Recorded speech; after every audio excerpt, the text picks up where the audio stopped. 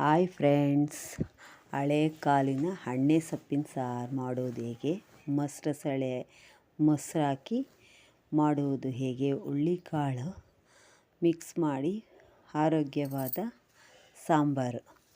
ಹುಳ್ಳಿಕಾಳನ್ನ ಹುರ್ಕೊಂಬಿಟ್ಟು ಸ್ವಲ್ಪ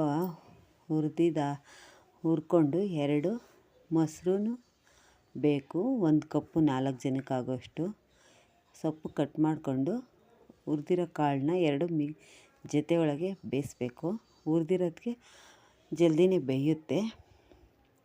ಸ್ವಲ್ಪ ನೀರು ಹಾಕಬೇಕು. ನೀರು ಬಸ್ಬಿಡ್ತೀವಿ, ಅದೇನು ಜಾಸ್ತಿ ಯೂಸ್ ಮಾಡಲ್ಲ, ಅದಕ್ಕೆ ಸ್ವಲ್ಪನೇ ನೀರು ಹಾಕಬೇಕು.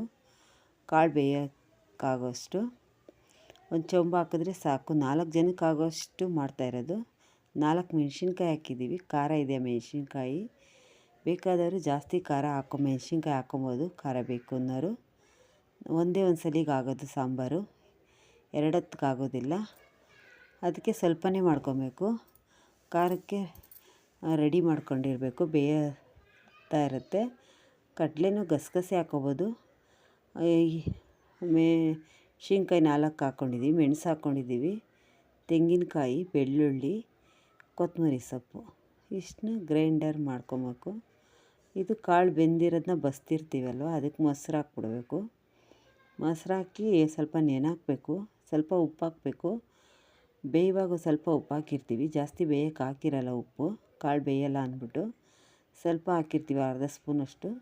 ಇನ್ನೊಂದು ಅರ್ಧ ಸ್ಪೂನಷ್ಟು ಮೊಸರು ಹಾಕಿರ್ತೀವಲ್ಲ ಅಂತ ಹಾಕಬೇಕು. ಹಾಕಿದ್ದಾದಮೇಲೆ ಸ್ವಲ್ಪ ನೆನೆಹಾಕಬೇಕು. ಅದು ಸೊಪ್ಪು ಮೊಸರನ್ನೆಲ್ಲ ಹಿಡ್ಕೊಂಡಾಗೆ ಬಿಡಬೇಕು. ಸ್ವಲ್ಪ ಹೊತ್ತು ಆರಿಸ್ಬಿಟ್ಟು ಮೊಸರು ಹಾಕಬೇಕು. ಸೊಪ್ಪು ಕಾಳು ಆರಾದಮೇಲೆ ಮೊಸರು ಹಾಕಬೇಕು. ಸ್ವಲ್ಪ ಉಪ್ಪು ಹಾಕಿ ಬಿಡಬೇಕು. ಸೊಪ್ಪು ಕಾಳು ನೆನೆಸ್ಕೊಂಡ್ರೆ ಮೊಸರಿಗೆ ತುಂಬ ಚೆನ್ನಾಗಿರುತ್ತೆ ಟೇಸ್ಟು. ಖಾರ ರುಬ್ಕೊಂಡಿರ್ತೀವಿ. ಇದು ಸೊಪ್ಪು ಹಾರೆ ಎಲ್ಲ ಸ್ವಲ್ಪ ತಾದ್ಮೇಲೆ ಮೊಸರು ಜೊತೆಗೇ ಸ್ವಲ್ಪ ಮೊಸರು ಹಿಂಡಬಾರ್ದು, ಸ್ವಲ್ಪ ಮೊಸರು ಇರೋ ಥರನೇ ಬೇರ್ಪಡಿಸ್ಕೊಬೇಕು ಸೊಪ್ಪು ಕಾಳನ್ನ. ಮೊಸರು ನೀರಾಗಿ ಜಾಸ್ತಿ ಹಿಂಡಬಾರ್ದು, ಸ್ವಲ್ಪ ಮೊಸರು ಇರಬೇಕು. ಖಾರ ರುಬ್ಕೊಂಡಿರ್ತೀವಲ್ಲ, ಆ ಕಾಳು ಎತ್ಕೊಂಡ್ಮೇಲೆ ಅದಕ್ಕೆ ಹಾಕ್ಬಿಟ್ಟು ಅದ್ರ ಜೊತೆಗೆ ಸ್ವಲ್ಪ ಸಾಂಬಾರು ಕಮ್ಮಿ ಆಯಿತು ಅಂದರೆ ಕಾಳು ಬೇಯಿಸಿರ್ತೀವಲ್ಲ ಆ ನೀರು ಹಾಕ್ಕೊಬೇಕು. ಎಲ್ಲ ತೆಳು ಜಾಸ್ತಿ ಬೇಡ, ಗಟ್ಟಿಯಾಗಿ ಇರಬೇಕು.